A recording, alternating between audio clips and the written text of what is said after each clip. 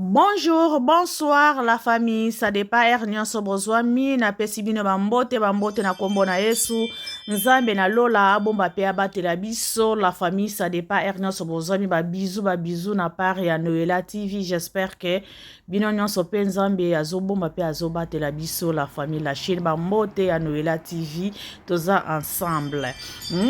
Toye susu ata tozo sala susu ba video te mais toza na biso kaka ya ensemble po toza ba occuper ba occupation bandaku misala boye bana boye bibino moka ndenge ezalaka mais na subasma pe kaka tokotaka na ba YouTube yango totalaka na biso kaka ata toza na ligne te mais toza kaka tozotala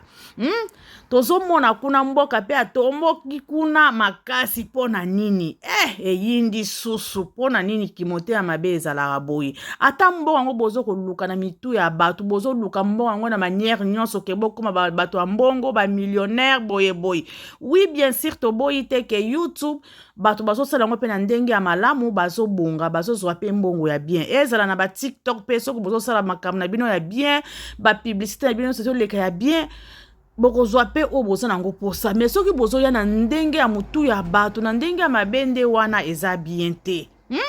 aputu pourquoi kozala kimote ya mabeti na niveau oyo tomonaki Karine Mokonzi la baron ayaki koloba awa ke oyo akozwa video ya Hans Lusolo bakokanga chaîne na ye. Oui c'est vrai bakangaki ba chaîne ebele ngai pe Noela TV na solo ba pe chaîne nanga pe ekangamaki jour moko kaka bakangaki yango mais tosalaki makasi to bengaki producteur to solaki na producteur aliyebi ke non o eza ba chaîne ya la Chine donc to bengaki producteur na solaki na producteur azongisaka chaîne nanga sikoyo tomonaki na kati ya email ya producteur ya Karine Mokonzi na France ezalaki ndenge tozokoyoka te ke non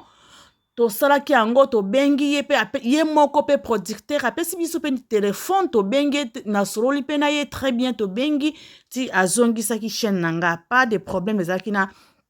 souci moko te.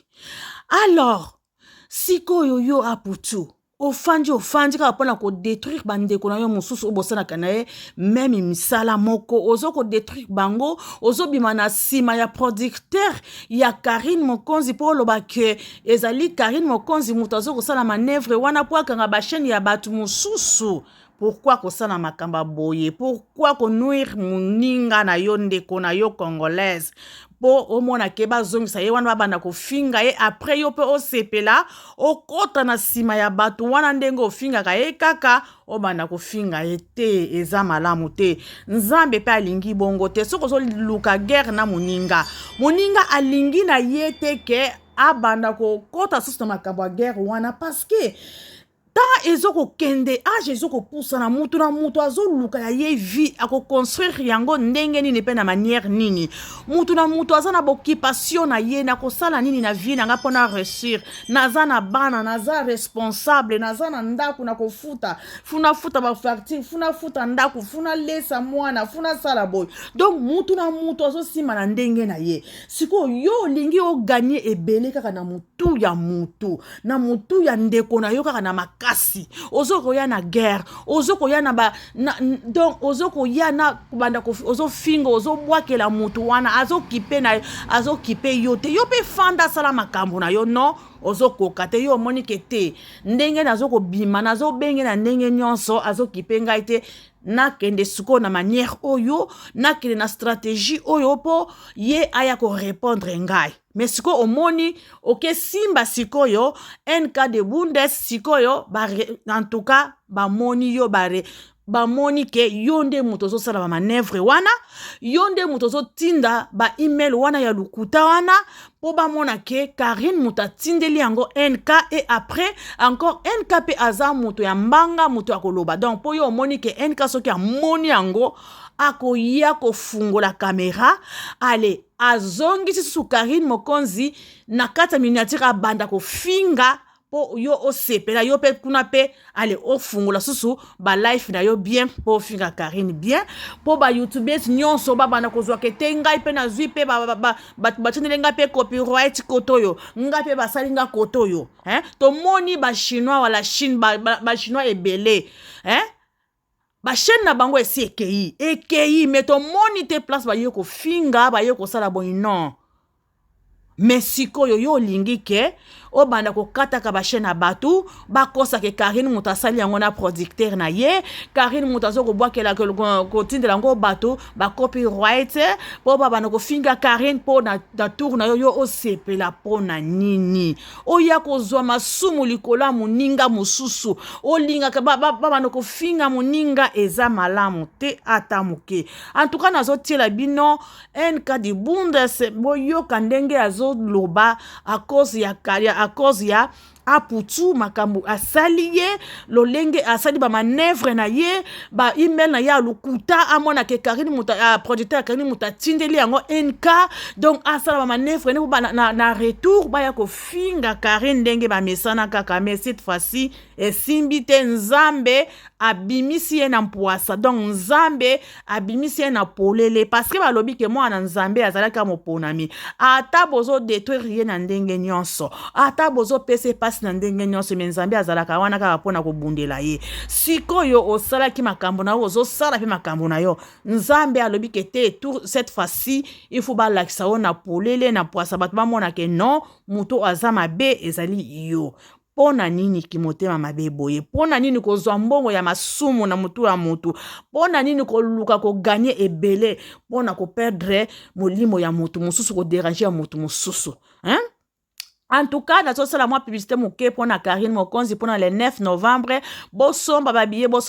pour anniversaire ya Karine Mokonzi. En tout cas, la Chine boya ebele et ça peut la Chine te donc binonion so ba linga Karine pe ba ba kake to linga ka yembe toza ba chinois te bon. Boson bababillé bozala jamais dessus donc boko lia boko mela biso to kozala kuna ensemble na bino to déjà babillé na biso donc boya ebele boya ebele ko soutenir ye parce que azana ye moponami asali mutu mabe te bato bazo sala kaka mabe ata aza mabe na ye oui ezana mutu aza saint awa aza te le seul saint ezali kaka nzambe na Jésus donc biso nyonso tozali bato masumu mais en tout cas boya ebele po na ko lakisa kete azali mwana nzambe bazo pesa ye pasi bazo yina ye kaka na pamba mais ye moko na kati na ye azana ye na kimote ya mabete muto aza simple azati na sina lobby azana mabe na ye mais o bazo sala ye mabe ya gratuitement eza bien te nzamba lingi bongo te en tout cas nazotiela bino NK bolanda ye na bokebi ndenge azoloba ndenge aputu asali ye bolanda ngo kimotema mabe boye tokokenda ngo wapi na peuple congolais bolongola kimotema mabe eza malamu te ata moke en tout cas bolanda ngo na bokebi nazotiela bino bolanda NK right. Sikondeni yozo lingola tisango Karine Mokonzi. Point d'interrogation là. Comment? C'est toi qui m'as envoyé des copyrights, Sarah. C'est toi qui m'as envoyé les copyrights. C'est cette M. Bande konanga botanga ngo yango na tsheli bino. Comment que mutu atindeli nga copyright? Yenda zo komelanga email akoyebisanga ke Karine Mokonzi a signalé chaîne ya Sarah Tola ces derniers temps. You need to be stupid or dumb not to understand this color, not to understand this writing. Shatsi, le baba là. La lobby est ma chérie, mon frère. Il faut que zoba pour nous comprendre que mutu oyo yako parce que yonde mutu tindi copyright. Ndeni ni yo sozo ya ko bima victime. Oyo mutu tindi nga copyright ozo ngwa kwa expliquer nga ke Karine a signalé chaîne ya Sarah. Oyo eza chaîne ya Sarah. Sarah, oyo eza chaîne ya NK de Bundes, eza chaîne à Sarah ya Karine ite. O me place na kangi keza yo, ma chérie wana ebisa. Bonne chance à insulter Karine. Ebi ke beaucoup de gens profitaient parce que ba ebi ke ngaso na bando sabola na sabolo kitoko na bambi na bakombo evandara ba me maîtriser. Hein Sarah? O comprendre? So lingo finga Karine, o linga kwa obata mana sima na ngate. Parce que c'est cette MW, yo kanga na yebiso, WMA Production, c'est toi qui m'as envoyé des copyrights. Ce n'est pas chez Mokonzi qui m'a envoyé. Donc toi, tu ne peux pas venir comme conseiller. Depuis quand WM, toi, tu es devenu le conseiller de Karine Mokonzi. Depuis quand? Et tu es en train de dire que Karine Mokonzi, Yende Moutou, a signalé ma chaîne à Sarah. It does not make sense. Unless it's you yourself, Sarah, Olingo pretend to be somebody else. Darling, yo kama chérie, yo na ina ebisa yo. Oko, moni ojwenga je kisengi te. Mwen en kwa eba mamba YouTube te. Na oya lelo ma chérie na eba mamba YouTube ma casse. Donc, je sais bien que c'est toi qui a fait ça. Mais comme tu as remarqué que je m'en fous au fait, que 1000 euros, Sarah na kabara 1000 euros, kotu na Karine. Na 1000 euros na kabara on a facilité. 2000 na kabara, yoku na kabela 3000 euros, yo mo 3000 et quelques. Donc na kabara on a facilité. Wana kutu Sarah na zaina permettre. Donc na kabela yo 3000 euros et quelques. Vous comprenez? Tout n'a ni qui menga oyebisa, on a 1000 na kabara on a facilité. Vous comprenez Sarah? Donc ma chérie, ce que zo soit ok. Démonétisation ya chaîne ngai et soit na ngonga te, je m'en fous. Calme-toi ma belle. Calme-toi. Kende ko finga Karine. Kende ko finga lo mana ngina se émission na yebisa yo. Email na yo oyo yo tindi oyo ça fait 3 jours passés. Na moni ngo lelo. Faut comprendre. Donc, si tu veux insulter Karine, Karine a obaki kotanga kombo na ete kanga motema te ni nyango boye mwana mwasa za kaboy to linka kolia kambo na sima bakombo baninga oza pe moi site même chose akana tonton tatine oza pe na l'idée souté ya liambo na kombo na yo liambo na kombo na tu peux pas commencer ya kodiembela kaka baninga et ça na sens te je ne sais pas mais je trouve ça très bien. Siko oye pour nous bêtiser nga mutu na Karine. Karine nanga se Karine a touché nga dans ça la guerre étant que my business with her. Mais na koya te ke o yondo lingo beta biso mitu non Sarah. Kende ko bundana na ba chachi. On dirait basali mutu atindi lettre bazaba conseiller à Karine na sécurité. Yaya eza mutu ya Karine te nani WM production bangonde mbatindela nga copyright. Eza bango siko bango pe mbakomeli nga email oyoyo c'est ça mais na regardez moi. Botala mutu atindi email eza WM AM truc MA production. C'est là où je comprends que c'est elle. Parce que ndenge nini bato bino mbotindeli nga copyright. Siko bino nde bakomi koya ke boza ba conseiller ya Karine. Bokomi ko ba yo nani Karine a signalé il a fait de nombreux signalements suite aux vidéos diffusées sur la chaîne YouTube Sarah Tola TV. Siko on est la chaîne à Sarah Tola TV te siko M production wana e oya oyebisa nga pona nini. Baza bato Sarah parce que tu comprends na expliquer bino bien quoi beaucoup comprendre peut-être beaucoup comprendre yoka bana mama boso kolanda en kande ngazo koloba donc Sarah ye moko balobi ke pardon bolimisa batanga pe kombonete aputsu atindeli ye copyright ke producteur ya Karine moto atindi yango siko après producteur yango suya to loba susu ke moto atindeli yo aza moto boye donc ye moko kaka ye moko aputsu yango alobi ke donc benga su moto yango bien lana susu moto yango kaka même email yango so elobi susu ke moto atindeli yo suki eza boye donc cela veut dire a contacter susu kaka moto yango wana donc moto atindeli yo email ye moko ye moko alobi ke nga moto natindeli yo contacter ngai donc pona longola cela veut dire elaki sini donc contacter nga ponga na pesa mbongo po longola pour longola ka copyright wana cela veut dire to landi yango bien donc cela veut dire et ça na chibongo ezalaka pété parce que nga pe batinela copyright batinela kinga e yaki neti na butu na yo komona ngo na tongo e na tongo wana na komeli pe producteur wana e na komeli ye pe a réagir a tineli nga numéro na ya téléphone parce que na mona ki ndenge copyright wana e yaki et mentionnaka pe moto oyo atindeli yo donc nga ezalaki neti 2 personnes ezalaki Karine Mokonzi na Ans Luzolo donc batindi bongo tokomeli siko nani tokomeli siko producteur email mbala moko le même jour wana tokomeli ye pe a reçu email na biso a répondre biso après après ye moko atindeli biso susu numéro na ya téléphone ke tobenga ya France atindaki email na bengaki pe na bengi na sololi na ye ayebisi ngai pe oza na pesi kombo a chaîne na ngai et tout a contrôler alobi pardon bolimsanga alobi ok na vérifier oui ozali chinoise alobi oui nazali chinoise et après alobi atindeli nga sikoyo publicité ya le 9 novembre oyo anniversaire ya Karine Mokonzi nasala mwa vidéo pona tindela ye soki c'est vrai nazali chinoise oui c'est vrai pe nasalaki amonaki azongisa kaka le même air ke ramonika bongo azongisaki yango parce que ye muto atindelaki nga ye pe moko muto aretire yango siko ye moko siko ye moko aputu azomi tinda donc alobi ke muto akaki muto atindeli siko ye ndenge nini ye akoko tia intervention kuna eza ye muto atindaki te koma ye akoko ye bango kuna ye na kati etali ye na nini soki ke ezalaki muto akari muto atindaki enka muto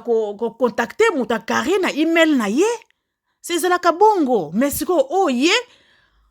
en tout cas tozana motema malamu pona bandeko na biso ata bozo yokana te me mutu na mutu azosala makambo na ndenge na ye ata bofandaka te me bozo fanda boyebi ke soki nga naza te ye pe akozala soki nga ye pe akozala te nga pe na kozala bosala kaka bongo parce que ye alobi ke 3 mois apesaki yo ke kotanga kombo na ye te me yo ozosala manevre ozosala ndenge nyonso otanga kombo na ye wana eza bien te donc cela veut dire ozana esprit te esprit na eza faible donc ezomwana ke donc sans ye oko vivre te donc sans kotanga kombo ya Karine oko vivre te mais tanga pe kombo na ndenge bien mais ko ya ko bebisa image ya muninga te kaka bafinga ye tout le temps ba critiquer kaka tout le temps ke azala kaka mabe ata muto alingi a changer comportement na ye alinga koma mutu mususu alinga zala mutu mususu peut-être alinga koma na babokilo na basemeki bamoneke non moi si ndeko na biso a changer mais bino aputu bolinga bozongisa kaka na kati kaka bafinga ye kaka ke aza mutu arando ata mutu alinga sana makambo na ye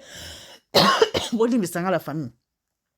ata mutu alinga sala makambo nebe bozo zongise kaka ke azonga kaka na kati ya ba bêtise c'est pas bon eza malamu te ata muke aputu changer soki yo lingi ke akipe yo 3 mois wana ekoki nanu te ezela kaka 3 mois soki ekoki soki akolongola sanction wana 3 mois bobana kofingana ndenge yo ozokolinga bofingana mais ye alingi ne makama kofinga te peut-être Jésus Christ akoya kaka siko lelo akuteka na kati ya kofinga ye alinga changer ka bana koteyaka azoko ya ye moko na Bible na ye abani na ye koteya abani na ye kopesa sanga malamu ya nzambe bobongo la mitema tolanda donc mais yo olinga ke azonga na kati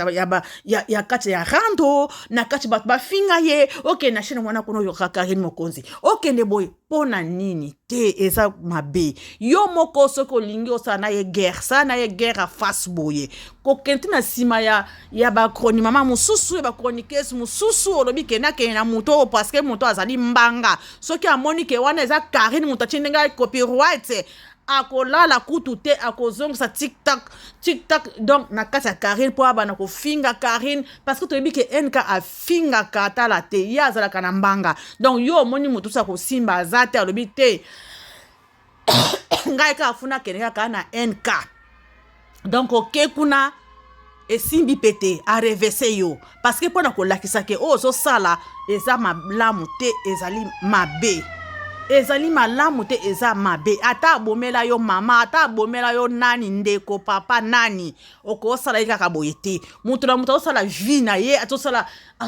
ye azomona ke eza bien pona ye mais tika kimote ya mabe aputu eza malamu te ata muke siko ba reverser yo oko sukela wapi en tout cas eza mabe na pesi moi conseil na ngai na pesi moi contribution na ngai na zala ke nango tika kimote ya mabe aputu sala makambo na yo Karine Mokonzi pe azosala makambo na ndenge na ye tika ata ayaki na makambo copyright alobaki kebo tiaka elonge nanga boye fait de compte ye kokoma ke ba chaîne ya ba chinois kutu ebunga eke nga kutu nazalaki na chance parce que nga namona kaka na minute kaka ndenge ye ninga mbala moko ale mbala moko na to bengi mbala moko yango chaîne nanga ezonga kinango malgré tout eza nango monétisation elungwe nango moi je m'en fous de monétisation malamu chaîne nango eza nango wana eza nango problème te mais tika kimote ya mabe ekofuta eloko te ekobakisa pe eloko te. En tout cas, eza mabe totika yesu akozonga totika kimote ya mabe ata moto lingaka ye te yo oza na kwe na yo ye pe aza na kwe na yo ya ye c'est tout. Botambolaka nzela moko te ndoto na bino pe ezalaka moko te moto na moto aza na ndoto na ye comment fait-il ozolinga okota na kati na ye tina ti omoni ke bazo reverse yo boye eza malamu te oza mama ya bana oza mama mobali oza pe na mobali na yo mi pesa respect na esika na yo pe na kwe na yo esala yo bien pe osala yo wow. En tout cas c'est Noela TV nazo koma na suka video na biso nazo tika bino la famille merci herbe oza video na biso to s'abonner to liker to partager to pesa pe ba idée na biso ba commentaire na biso et là monsir ndeko na biso aputu makambo azo sala eza malamu te. En tout cas nazo tika bino bye bye la famille.